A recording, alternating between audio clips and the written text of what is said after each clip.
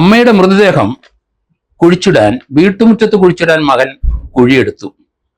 നാട്ടുകാര് ഇടപെട്ടു. എറണാകുളത്ത് വെണ്ണലയിലാണ് ഈ സംഭവം. 72 വയസ്സുള്ള അമ്മ അല്ലി, അവര് ഇന്നലെ വരെ ജീവിച്ചിരുന്നു വീട്ടില്. ഇന്നലെ മകനെ അവരെ ആശുപത്രി കൊണ്ടുപോയിരുന്നു, നാട്ടുകാർ കണ്ടു. മകൻ നല്ല മദ്യപാനിയാണ്, 42 വയസ്സുണ്ട് പ്രദീപിന്. മദ്യപാനം കൂടിക്കൂടി ഭാര്യയും മൂത്ത മകനും പിണങ്ങി അവരുടെ വീട്ടിൽ പോയി. പ്രദീപനെ ടയർ കട നടത്തിയാണ് ഉപജീവനം കഴിക്കുന്നത്. ഇന്നലെ അമ്മ മരിച്ചു, അയൽവക്കംകാരെയൊക്കെ അറിയിച്ചു. പക്ഷേ അമ്മയുടെ ശവസംസ്കാരം നടത്താൻ അയൽവക്കംകാർ തയ്യാറായില്ല. വേറെ മാർഗമൊന്നുമില്ല. അമ്മ മരിച്ചു, വീട്ടിൽ കിടക്കുന്നു. വീടിൻ്റെ മുറ്റത്ത് കുഴിയെടുത്തു മകൻ. ഇത് കണ്ട് വീട്ടുകാര് പോലീസിനെ അറിയിച്ചു. പോലീസ് സ്ഥലത്ത് വന്നു. അമ്മയുടെ എടുത്ത കുഴിയിൽ അമ്മയെ അടക്കാൻ ശ്രമിച്ച ആ ഡെഡ് ബോഡി പോലീസ് ഇൻക്വസ്റ്റ് തയ്യാറാക്കി. അതിനുശേഷം പോസ്റ്റ്മോർട്ടത്തിനായിട്ട് എറണാകുളം മെഡിക്കൽ കോളേജിലേക്ക് അയച്ചു.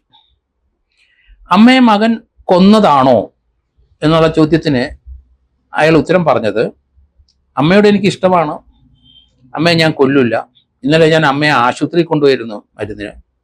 ഹോട്ടലിൽ നിന്നൊക്കെ ഭക്ഷണം വാങ്ങിച്ചു കൊടുക്കുന്നതൊക്കെ നാട്ടുകാർ കണ്ടിട്ടുണ്ട്. ഇപ്പൊ 72 വയസ്സുള്ള ലില്ലി മരണമടഞ്ഞത് എങ്ങനെയാണെന്ന് പോലീസിന് പോസ്റ്റ്മോർട്ടത്തിൽ കൂടെ കണ്ടെത്താൻ കഴിയുകയുള്ളൂ. എന്തായാലും കുഴിയെടുക്കുന്ന ശ്രദ്ധയിൽ കണ്ടപ്പോഴാണ് അയൽവക്കംകാർ പോലീസിൽ അറിയിച്ചത്. പക്ഷെ ഇയാളുടെ വിശദീകരണം അങ്ങനല്ല. അമ്മ മരിച്ചു, അമ്മയെ കുഴിച്ചിടണം, അതിനെ അയൽവക്കംകാർ സഹകരിക്കണം എന്ന് പറഞ്ഞ ആരും വന്നില്ല.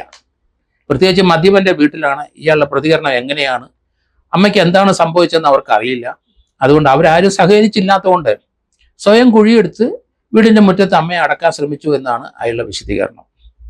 അമ്മ എങ്ങനെയാണ് മരണമടഞ്ഞതെന്ന് ഇനി പോസ്റ്റ്മോർട്ടം കഴിഞ്ഞെങ്കിലേ മനസ്സിലാവുകയുള്ളൂ. പക്ഷേ ചിലപ്പോൾ അയാൾ ശുദ്ധഗതിക്ക്, അയാൾ മദ്യപനാണ്, അയാൾക്ക് ബ്രെയിനൊന്നും നന്നായിട്ട് വർക്ക് ചെയ്യുന്നില്ല. അതുകൊണ്ട് അയാൾ പറഞ്ഞത് ചിലപ്പോൾ ശരിയായിരിക്കാനുള്ള സാധ്യത കൂടുതലുണ്ട്. ഏതായാലും പോസ്റ്റ്മോർട്ടം കഴിഞ്ഞാൽ അമ്മ എങ്ങനെയാണ് മരിച്ചത്, ശ്വാസം മുട്ടിയാണോ, ശ്വാസം മുട്ടി ഇയാൾ കൊന്നു, ആ വിവരങ്ങളൊക്കെ നമുക്ക് പോസ്റ്റ്മോർട്ടത്തിൽ നിന്ന് അറിയാൻ ഒക്കുള്ളൂ. ഏതായാലും പോലീസ് ഇയാളെ കസ്റ്റഡിയിൽ എടുത്തിട്ടുണ്ട്. ഇയാൾ ടയർ കട സ്വന്തമായിട്ട് നടത്തി അധ്വാനിച്ച് കഴിയുന്നതാണ്. പക്ഷെ കിട്ടുന്ന പൈസയ്ക്ക് മുഴുവൻ മദ്യപിക്കും, വീട്ടിൽ വഴക്കുണ്ടാക്കും.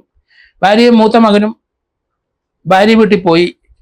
ഒരു സഹോദരി കാക്കനാട്ടുണ്ട്, അവരാരും വീട്ടിൽ വരാറില്ല, അമ്മയെ കാണാറില്ല. കാരണം ഇയാൾ മദ്യപിച്ച് 24 മണിക്കൂറും മദ്യപിച്ച് വീട്ടിലുണ്ടാവും. അവരെയൊക്കെ തെറി വിളിക്കും, ഉപദ്രവിക്കും. അത് എന്ത് സംഭവിച്ചതെന്ന് നമുക്കറിയില്ലെങ്കിലും അമ്മയോട് വാത്സല്യമുള്ള ഒരു കുടിയനാണ് എന്നാണ് എനിക്ക് തോന്നുന്നത്. പിന്നെ മരണകാരണം അറിഞ്ഞെങ്കിൽ മാത്രമേ നമുക്ക് ഇയാള് ക്രിമിനൽ കുറ്റം ചെയ്തിട്ടുണ്ടോ ഇല്ലയോ നമുക്ക് മനസ്സിലാവുള്ളൂ. എങ്കിലും പൊതുവെ അയാൾ മദ്യപനാണെങ്കിലും 72 വയസ്സുള്ള അമ്മയെ സംരക്ഷിക്കുന്നതാണ് നാട്ടുകാർ പറയുന്നത്. അമ്മയ്ക്ക് ആഹാരം ഹോട്ടലിൽ നിന്നൊക്കെ വാങ്ങിച്ചുകൊണ്ട് കൊടുക്കുന്ന കാണാം.